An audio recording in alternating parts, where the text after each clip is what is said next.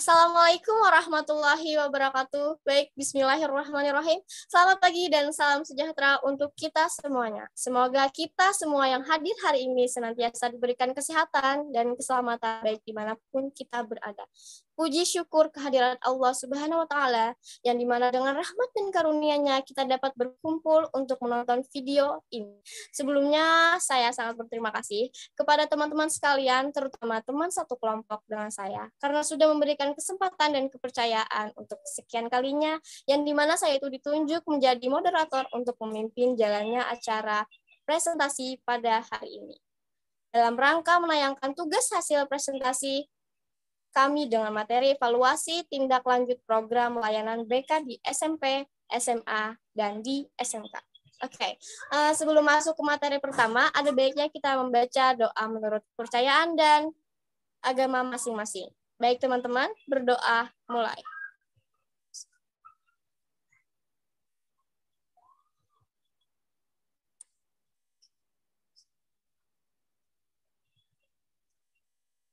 Berdoa selesai.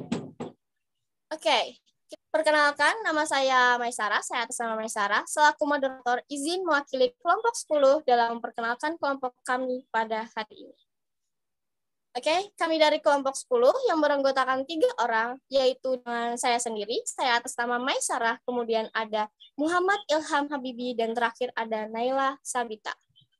Mata kuliah dasar-dasar bimbingan dan konseling dengan dosen pengampu Ibu Eklis Ciside Makarya SPD MPD dan Bapak Dr. Ali Rahman MPD. Terima kasih untuk Ibu Eklis dan Bapak Ali Rahman, atas ilmu dan pengetahuannya yang diberikan. Sangat bermanfaat, teman-teman. Terima kasih banyak, Ibu. Langsung masuk ke materi pertama, disampaikan oleh saya sendiri, yaitu pengertian dari evaluasi. Ya, pengertian dari evaluasi itu sendiri adalah serangkaian upaya, tindakan, atau proses yang menentukan kemajuan dalam pendampingan dan konseling dengan mengacu pada kriteria atau tolak ukur tertentu terhadap suatu program bimbingan dan nasihat akademik dan program konseling dan instruksi pengembangan, pekerjaan, dan informasi tentang efektivitas, efisiensi, dan dampak kegiatan. Oke, bisa dilanjut. Oke, kita lanjut ke materi tentang tujuan dari evaluasi itu sendiri. Tujuannya yang pertama adalah untuk mengetahui tingkat keterlaksanaan kegiatan. Yang kedua ada tujuan dari evaluasi itu adalah untuk mengetahui tingkat ketercapaian tujuan program yang ditetapkan. Yang ketiga ada hasil dari evaluasi itu sendiri bisa menjadi dasar bagi guru BK untuk mengembangkan dan memperbaiki program selanjutnya. Dan yang terakhir ada hasil dari evaluasi itu sendiri juga dapat digunakan untuk kepentingan penyediaan umpan balik bagi pelaksanaan program BK. Oke, untuk materi selanjutnya akan disampaikan oleh Muhammad Ilham Habibi mengenai jenis-jenis evaluasi. Baik, terima kasih Mbak Syarah. Saya akan melanjutkan materi tentang jenis-jenis evaluasi. Jenis-jenis evaluasi, dua bentuk evaluasi program pendidikan dan konseling. Yang pertama adalah evaluasi proses dan evaluasi hasil. Audit proses adalah evaluasi yang dilakukan dengan menganalisis hasil dari penilaian proses dalam pelayanan bimbingan dan konseling. Lalu evaluasi prestasi merupakan evaluasi yang dilakukan untuk mendapatkan informasi efektivitas pelayanan bimbingan dan konseling dari hasil. Lalu langkah-langkah pelaksanaan evaluasi. Yang pertama, perencanaan penilaian. Beberapa langkah pertama yang harus diambil oleh seorang guru atau konselor yaitu pertama, menentukan tujuan penelitian. Kedua, menetapkan kriteria keberhasilan. Tiga, menentukan jenis data atau informasi yang dibutuhkan. Empat, menentukan alat pendataan yang akan digunakan. Lima, penentuan waktu pelaksanaan. Lalu yang B, pengumpulan data, kegiatan, dan informasi. Lalu analisis dan interpretasi data.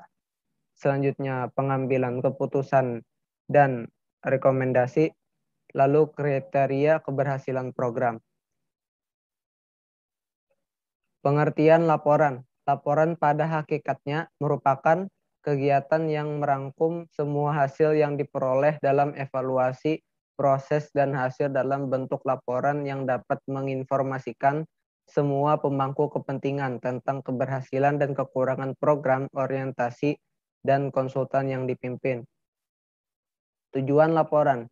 Yang pertama, memberikan informasi, perkembangan, kemajuan, dinamika, permasalahan, dan keunggulan. Yang kedua, menyediakan mekanisme umpan balik bagi pihak yang terlibat dan berkepentingan terhadap program bimbingan dan konseling dalam rangka modifikasi dan pengembangan. Yang ketiga, memberikan jaminan akuntabilitas kepada publik bahwa program bimbingan dan konseling yang telah dilaksanakan dan dievaluasi telah memenuhi prinsip program yang efektif, efisien, dan berkualitas. Langkah-langkah penyusunan laporan. Yang pertama, ada tahap persiapan. Pada tahap ini, guru bimbingan dan konseling atau konselor menetapkan informasi yang akan dilaporkan, alasan penyusunan laporan, waktu pelaporan. 2. Penyajian data. Langkah berikutnya dalam penyusunan laporan penyelenggaraan program bimbingan dan konseling adalah penyajian data. Data yang disajikan adalah data dan informasi mengenai keterlaksanaan dan ketercapaian tujuan program bimbingan dan konseling. Data yang disajikan adalah data yang diperoleh dari hasil evaluasi. Yang ketiga, ada penulisan laporan. Penulisan laporan penyelenggaraan program bimbingan dan konseling harus mengacu pada sistematika yang telah ditetapkan, sehingga laporan tersebut dapat tersaji secara runtut dan mudah dipahami. Yang keempat, sistematika laporan. Kegiatan bimbingan konseling hendaknya disusun laporan secara tertulis dengan menggunakan format yang tersedia atau format disusun sendiri. Laporan kegiatan layanan bimbingan dan konseling hendaknya bisa dihitung ekuivalensinya dengan jam kerja. Perhitungan ekuivalensi kegiatan layanan dengan jam kerja menggunakan tabel ekuivalensi sebagaimana tertera dalam Permendikbud nomor 111 tahun 2014. Baiklah, untuk materi selanjutnya akan dijelaskan oleh Naila Sabita. Saya persilahkan.